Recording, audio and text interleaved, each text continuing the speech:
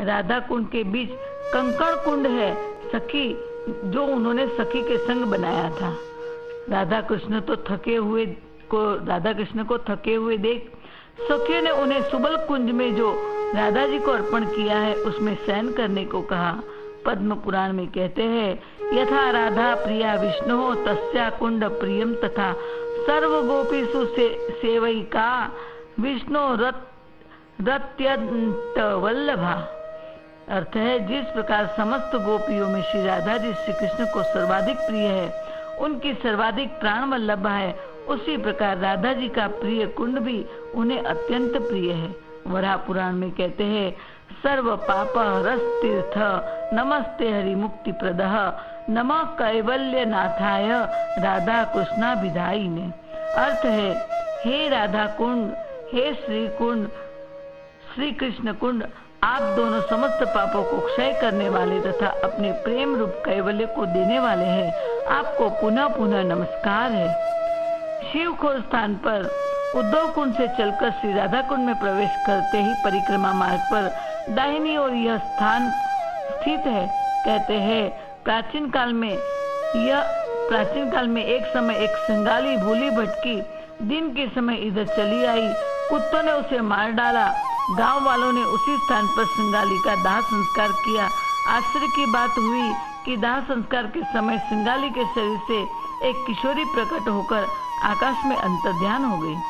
कहते हैं कि राधा कुंड में मृत्यु होने पर जीव को गोलोक वृंदावन की गति प्राप्त होती है। श्री राधा कुंड राधा कृष्ण के युगल के मध्य लीला विलास का स्थान है। यहाँ श्री राधा कृष्ण की स्वच्छंदता पूर्वक नाना प्रकार की केली क्रीड़ाएं संपन्न होती थी, जो अन्यत्र कहीं संभव नहीं। इसीलिए नंदगांव, बरसाना, वृंदावन और गोवर्धन से भी भजन का श्रेष्ठ स्थल श्री राधा कुंड है। इस स्थल का प्रकाश चैतन्य महाप्रभु ने किया था। आसपास अनेक साधु की भजन की कुटिया है। आगे प्रसंग आता है, अनेक रास मंडल बारंबार साधन सिद्धा कृपा सिद्धा गोपी की मनोरथ सिद्धि के लिए रास का आयोजन। राधा कुंड के दक्षिण में अत्यंत प्राचीन रास मंडल है। राधा कुंड के ईशान कोण में गोविंद मंदिर के पीछे यह रास मंडल है। ग्राम के उत्तर में भानुखोर के दक्षिण में रास मंडल है। श्याम कुंड के उत्तर में राधा वल्लभ में घाट के उत्तर में रास मंडल है। नंदिनी घेरा में रास मंडल है। ललित विहारी जी में रास मंडल है। ऐसे कई रास मंडल श्री ब्रज धाम में उपस्थित है। जनकपुरी की स्त्रियां नंद के घर पैदा हुई थी। वह कुंवारी थी। वह कृपा सिद्धा गोपी संग क्षीर हरण की लीला के बाद शरद पूर्णिमा को श्री कृष्ण ने शारदी रास लीला करी थी। दूसरी कौशल जनपद की गोपी के संग दधिदान लीला वन में करी। उन्हें ब्रह्म ज्ञान था। ये 9 उपनंद के घर उत्पन्न हुई थी। वे कृपा सिद्धा थी। व्रज के गोप जन संग उनका विवाह हो गया था। वे अति सुंदर थी। उन्होंने कृष्ण के प्रति जार धर्म के अनुसार उत्तम, सुदृढ़ तथा सबसे अधिक स्नेह किया था। व्रज की गलियों में माधव को वे मुस्कुराते पीताम्बर खींचती और कृष्ण अंचल खींचकर उनके साथ सदा हास परिहास किया करते थे। वह दही बेचने के बदले माधवलियो कहती, कुंजों से घूमती। उन्हें सर्वत्र कृष्ण ही दिखते थे। माधवलियो, मोहनलियो ऐसे पुकार करती थी। प्रेम के 8 भाव उनके अंदर प्रकट होते थे। कृष्ण प्रेम ने उन्हें परमहंस की अवस्था तक पहुंचा दिया था। उन्हें जड़ चेतन का भान न था। वे जड़ उन्मत्त और पिशाचों की भांति कभी मौन कभी बहुत बोलती। वे लाज चिंता को तिलांजलि दे चुकी थी। वे बलपूर्वक कृष्ण को खींचकर मुख चूमती।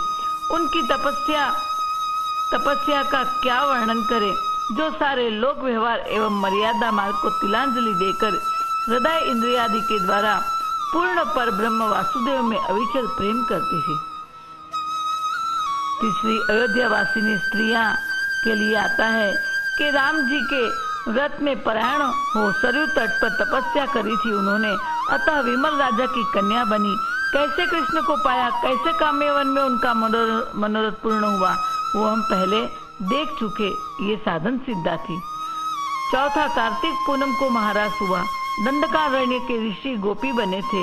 मंगल गोप की ये पुत्रिया थी जो नंद राय के वहां वो छोड़ गया था।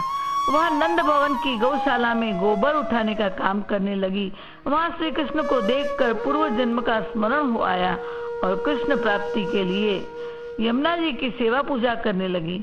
यमुना जी प्रसन्न हो प्रकट हुई, कहा मांगो वर मांगो।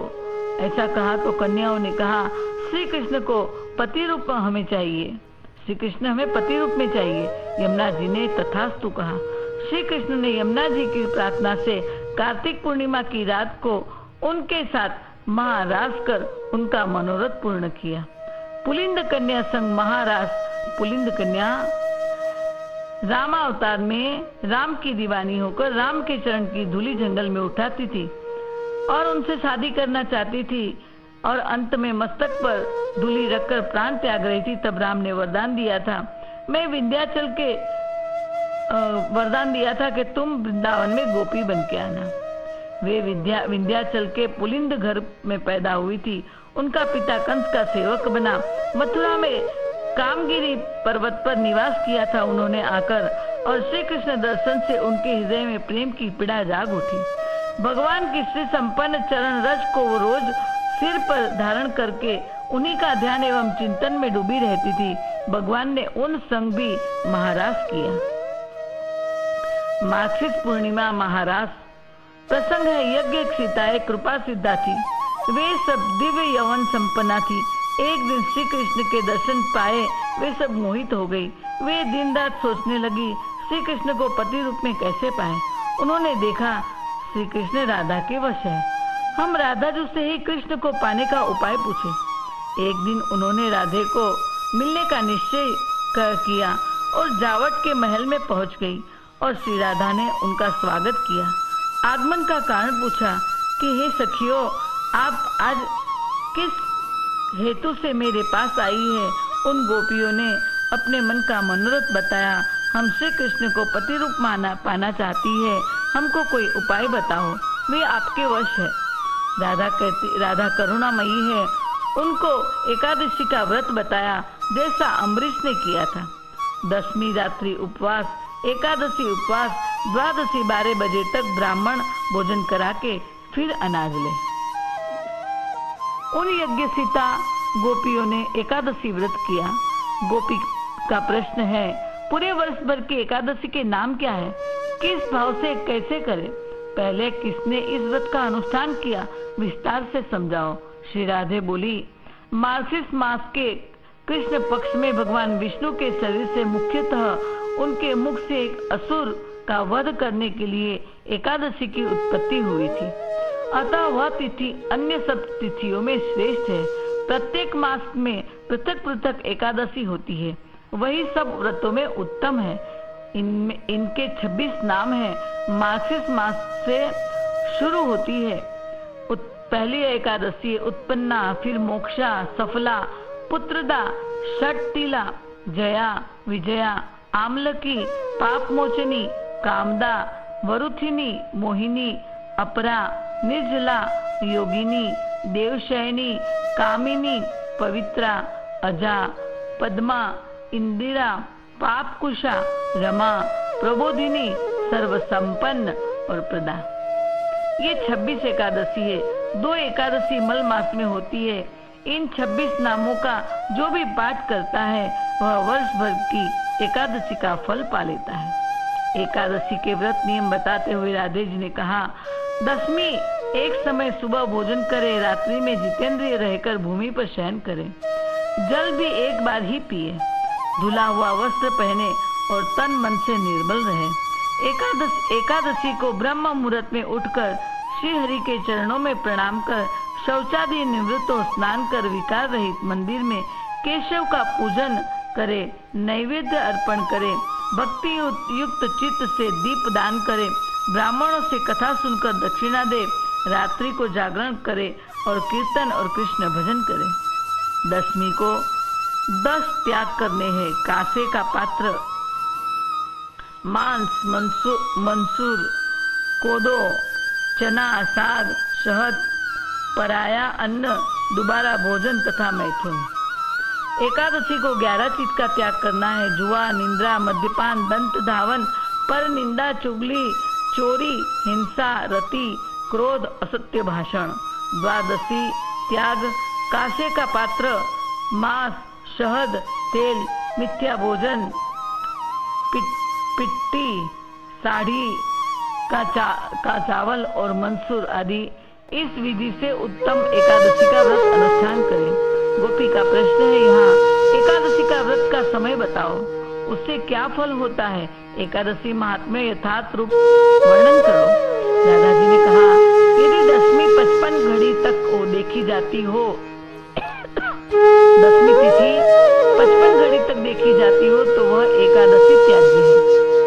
फिर तो द्वादशी को ही उपवास करना चाहिए। यदि पल भर भी रश्मि से वेद प्राप्त है, तो संपूर्ण एकादशी त्यागने योग्य है।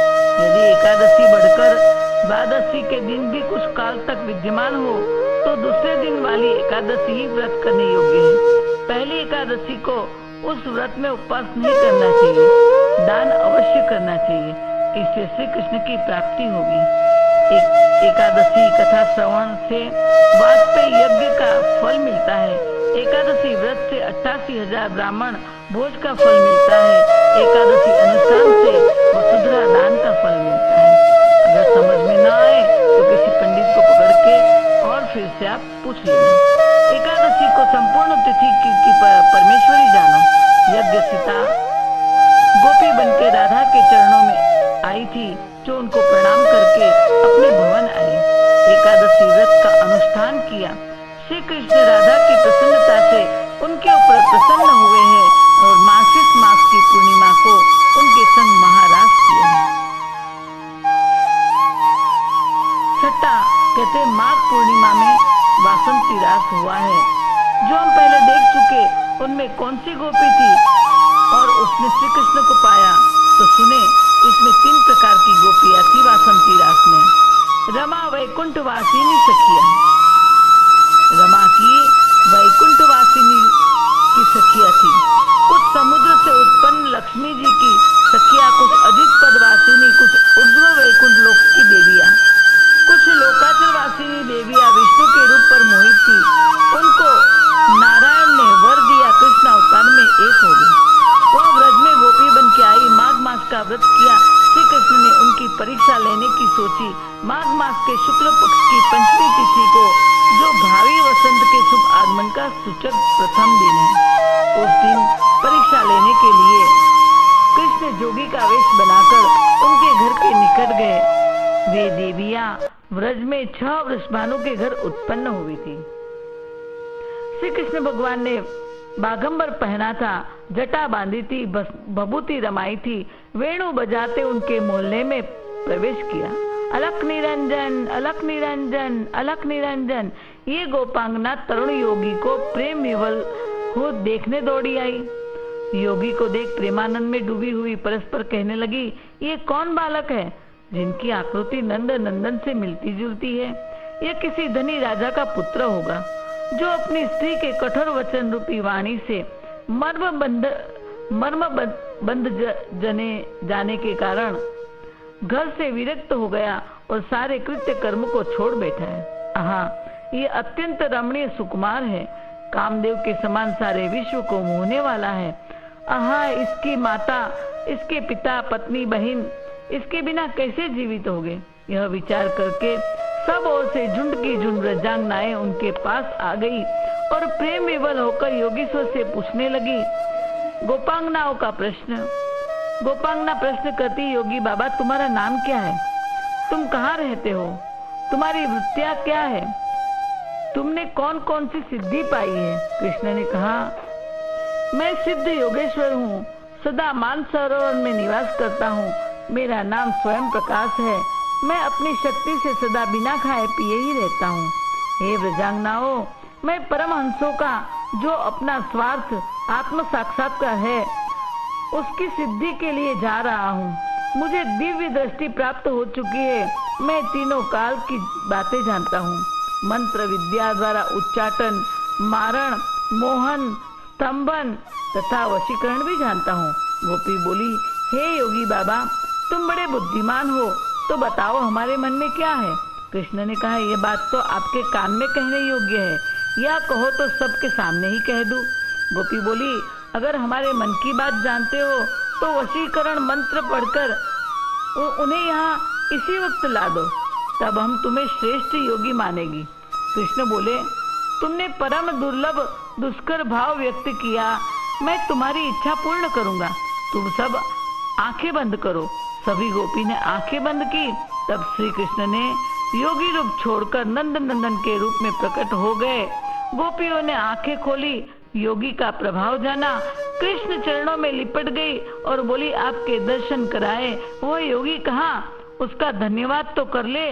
कृष्ण कहते हैं, मैं ही वही योगी हूँ। तब सारी गोपियां शर्मा गई। तदनंतर माघ मास की पूर्णिमा को माँ रास कर उनकी इच्छा पूर्ण करी है।